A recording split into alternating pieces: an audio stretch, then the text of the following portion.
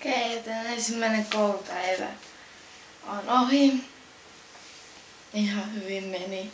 Sannalla historiaa. Ihanaa. Mä rakastan historiaa, mun lempiaine aina ollutkin.